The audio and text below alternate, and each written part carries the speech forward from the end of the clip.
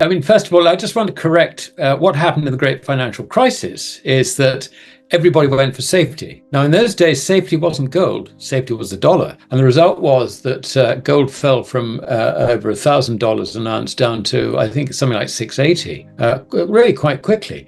But, once that initial shock had passed, gold started powering up, and it was hitting new highs for the next 2 years and ran up to a high of 1924, something like that. I think that was September 2011. So this is fundamentally different. Now, you're right, we don't have a visible crisis at the moment, but there are a number of things in the background which, just because it hasn't sort of hit the headlines, we are aware that there are problems. Candidates seeking election always promise more spending. The reality when they get elected, if they've got any sense at all, is to tone that down and try and control the spending and blame it on the last lot, if you like. But I'm not sure that even this modicum of sense is actually in either of the two leading candidates for the coming presidency. I mean, I think President Trump or ex-President Trump, if he gets elected, I think he's going to rely on cutting. I'm just going on what he said. Cutting taxes, corporation taxes, income taxes, and replacing it with tariffs, more tariffs. But I mean, this was what they did in 1930 with the Smoot-Hawley Tariff Act, which killed not only the American economy, but the global economy. So, and then you got Kamala Harris, who is making statements like, we're going to stop price gouging and all the rest of it. I mean, she's going down a route which politicians have gone down. I mean, Diocletian did it. He came out with an edict of maximum prices in about 305 AD.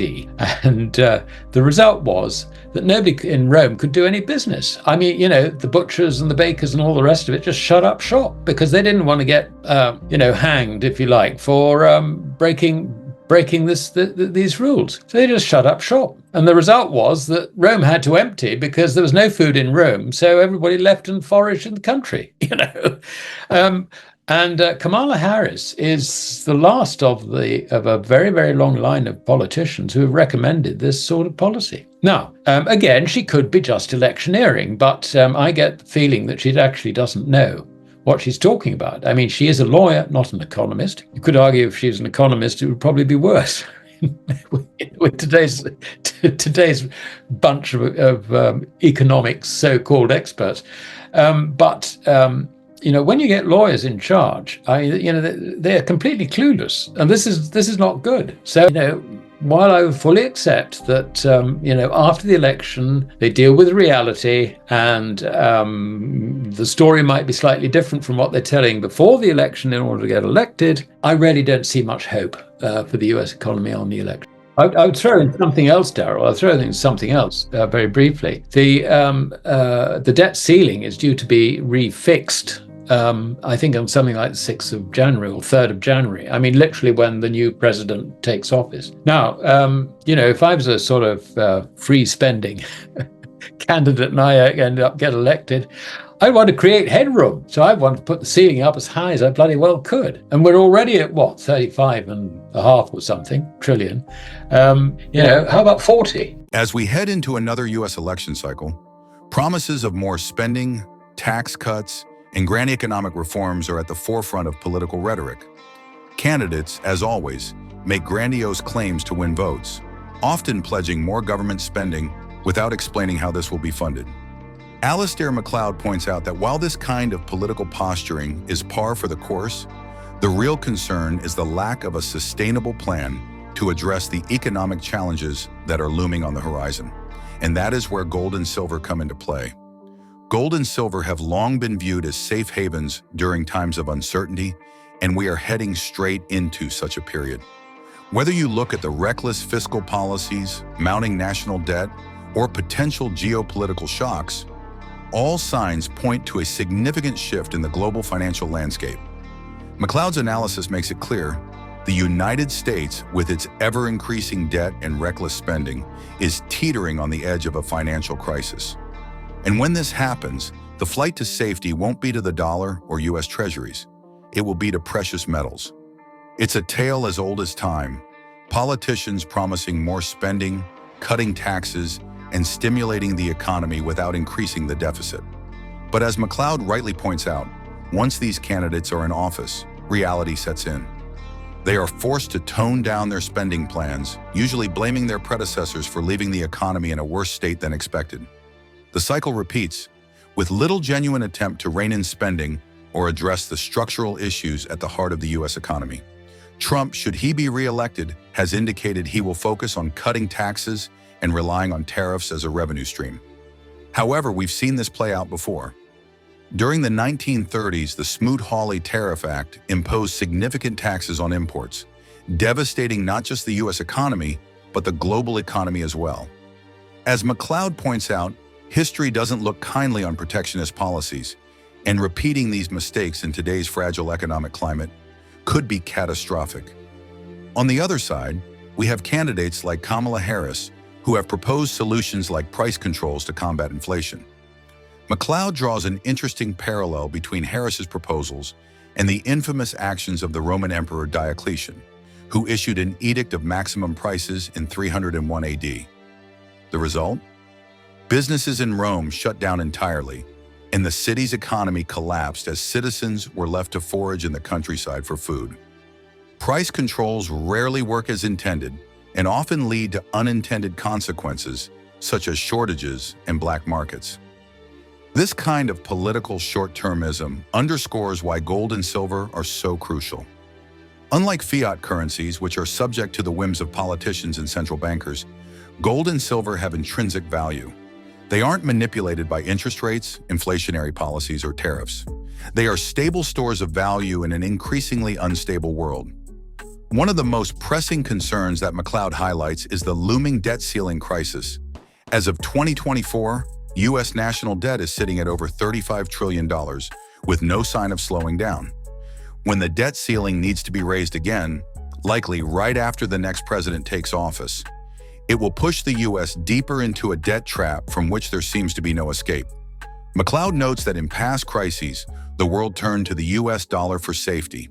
In 2008, for example, gold fell from over $1,000 an ounce to about $680 as investors fled to the U.S. dollar during the initial shock of the financial crisis. But this time, the dynamics are different. Central banks are in negative equity, commercial banks are highly leveraged, and inflation is persistent despite attempts by the Federal Reserve to control it. This isn't just an American problem either. Internationally, the dollar is losing its appeal.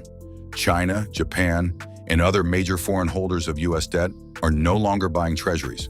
In fact, China and its citizens are doing the opposite. They're selling dollars and buying gold. This shift in behavior signals a loss of confidence in the U.S. dollar as the world's reserve currency. When foreign demand for U.S. treasuries dries up, the U.S. will be left with a significant funding problem, exacerbating the debt crisis further. I mean, first of all, I just want to correct what happened in the great financial crisis is that everybody went for safety. Now, in those days, safety wasn't gold, safety was the dollar. And the result was that gold fell from over $1,000 an ounce down to, I think, something like $680, really quite quickly. But, once that initial shock had passed, gold started powering up, and it was hitting new highs for the next 2 years and ran up to a high of 1924, something like that. I think that was September 2011. So this is fundamentally different. Now, you're right, we don't have a visible crisis at the moment, but there are a number of things in the background which, just because it hasn't sort of hit the headlines, we are aware that there are problems. We look at the central bank's balance sheets, they're heavily into negative equity. We look at the situation for the commercial banks, they are highly leveraged and therefore vulnerable to any shock. We have inflation is a continuing problem. And if you look at the budget deficits, and particularly if we get a downturn in the economy, they're just going to run away. I mean, and that is the source of inflation. Another source of inflation, of course, is excess consumer spending. And if you look at what the consumers are doing, they've tapped out their savings and, they've increased their credit card debt. So basically, everything is still driving prices higher, even though the economy is in, if you like, not very good shape. Overall, on that side of things don't look that smart. And then if we go internationally, you can see that the dollar has a problem because the Chinese and the Japanese are no longer buying US Treasury debt. The Chinese in particular are doing what I've just said the hedge funds are now doing in America. They've been selling dollars. And guess what? They've been buying gold. So have the Chinese citizens. So have the Indian citizens. Now, I think that's died down a little bit now. But, it's, the idea that the US Treasury is going to be able to fund itself from foreign demand, forget it. That's not going to happen. It really is not. Now, this means that the US Treasury are in a debt trap. And we can see this. So, okay, we don't actually have a visible, sort of huge, great Lehman moment, but we can see that there are these problems. You've got the problem, and it's a huge, great problem with the Middle East, because if Iran gets into this, they'll close the Straits of Hormuz, and then the price of oil is, well, think of a figure and double it. I mean, we could be looking at $200 a barrel easily. So, that's not a sort of shock that we actually want. And I think this is why, actually, the Allied forces, NATO, America, Britain, whatever, are holding back and desperately trying not to get sucked into this conflict. So that's roughly where we are. I mean, there all these huge, great problems. We know the problems are there. We know that the foreigners are no longer buying US treasuries. And perhaps while foreigners understand that the US government is in a debt trap from which there is really no escape other than really slashing government spending way down. I mean, surplus immediately next year. That's the only way out of this. On that basis, foreigners, I think, some of the institutions, some of the investing institutions, hedge funds and so on and so forth in America are actually getting worried about this funding problem. They can see it. Alasdair Macleod's analysis of the U.S. economy paints a grim picture, but it's one that investors can prepare for. In this section, we'll delve deeper into why gold and silver are the assets to hold in the coming years and how you can take advantage of the opportunities they present. One of the most pressing concerns Macleod raises is the U.S. debt ceiling. The national debt is already over $35 trillion, and it's only going to rise. When the debt ceiling needs to be raised again, which will likely happen shortly after the next president takes office, it will push the U.S. even deeper into the debt trap. Historically, the U.S. has been able to borrow its way out of crises by selling treasuries to foreign buyers. But as we discussed earlier, foreign demand for U.S. debt is drying up. China, once one of the largest buyers of U.S. treasuries, is now selling them off and using the proceeds to buy gold. This shift in behavior is a clear sign that the world's second largest economy no longer trusts the US dollar as the world's reserve currency. When foreign buyers stop supporting the US debt market, the government will have no choice but to turn to domestic buyers. This will push interest rates higher, making it even more difficult for the US to service its debt.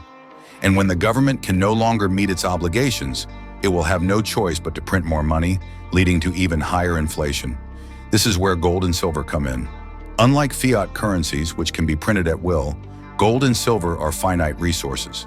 Their value isn't tied to the whims of central bankers or politicians. They are stores of value that have stood the test of time. Inflation is one of the most insidious threats to your wealth. As the purchasing power of fiat currencies declines, the cost of goods and services rises. And while wages may eventually catch up, the value of your savings is eroded in the process. Macleod points out that inflation is already running much higher than the official figures suggest. The Consumer Price Index, CPI, the government's preferred measure of inflation, doesn't accurately reflect the true cost of living. It excludes essential items like food and energy, which have seen some of the highest price increases in recent years. If you rely on the government's inflation figures to guide your investment decisions, you're in for a rude awakening. The true rate of inflation is likely closer to 7 to 8%, not the 2 to 3% that the government claims. This means that even if you're earning a modest return on your investments, you're still losing purchasing power every year. Gold and silver, on the other hand, have historically been excellent hedges against inflation. In times of rising prices, precious metals tend to outperform other asset classes. This is because they are seen as a store of value that can't be manipulated by central banks or devalued by inflationary policies. During the 1970s, for example, when inflation was running rampant, the price of gold skyrocketed. In 1971, gold was trading at around $35 per ounce. By 1980, it had risen to over $800 per ounce. Silver followed a similar trajectory, rising from just over $1 per ounce to nearly $50 per ounce during the same period. We're now entering a similar period of high inflation, and the same dynamics are at play. As the value of the dollar continues to decline, investors will flock to gold and silver as a safe haven for their wealth. Geopolitical tensions are another major factor that could drive up the price of gold and silver in the coming years. As Macleod points out, the Middle East is a particularly volatile region, and any disruption to the global oil supply could send shockwaves through the economy. If Iran were to close the Straits of Hormuz, for example, it would immediately disrupt the global supply of oil, sending prices soaring to $200 per barrel or more. This kind of shock would not only drive up the cost of energy, but would also trigger a broader inflationary spiral as businesses passed on the higher cost to consumers. In such a scenario, gold and silver would likely see significant price increases. Investors would seek out safe haven assets to protect their wealth from the economic turmoil.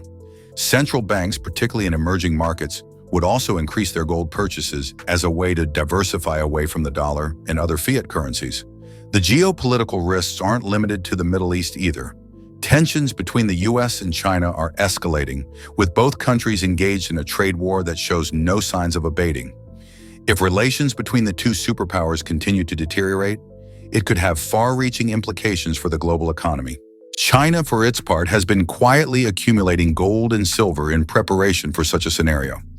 While the US has been focused on short-term economic gains, China has been playing the long game, positioning itself to thrive in a world where the dollar is no longer the dominant currency. Perhaps the most significant threat to the US dollar's dominance comes from the BRICS nations: Brazil, Russia, India, China, and South Africa. These countries are working to create a new monetary system that is based on commodities, not fiat currencies. As Macleod explains, the BRICS nations have been quietly accumulating gold and silver in preparation for this shift. Russia, in particular, has been building up its reserves of both metals, while China has been flying under the radar, buying up unrefined silver from miners in Latin America. This is a deliberate strategy to undermine the US dollar's role as the world's reserve currency. By accumulating gold and silver, the BRICS nations are positioning themselves to lead a new global financial system that is based on tangible assets, not debt. For investors, this is a once-in-a-lifetime opportunity. As the world shifts away from fiat currencies and toward commodity-backed money, the value of gold and silver will rise significantly. Those who hold these metals will be in a position to benefit from this historic revaluation. The global financial system is on the brink of a major transformation. The US dollar, once the world's most trusted currency, is losing its status as the global reserve currency. Central banks, particularly in emerging markets, are moving away from fiat currencies and toward gold and silver. For individual investors, this presents a unique opportunity. By accumulating physical gold and silver, you can protect your wealth from the coming inflationary storm and the collapse of the fiat currency system. Don't wait until it's too late. The writing is on the wall. Start building your position in gold and silver now, while prices are still relatively low. When the revaluation comes, you'll be glad you did. In the words of Alasdair Macleod, the time to act is now. The global financial system is changing, and those who are prepared will thrive in the new economic order. Gold and silver are your ticket to financial security in an uncertain world.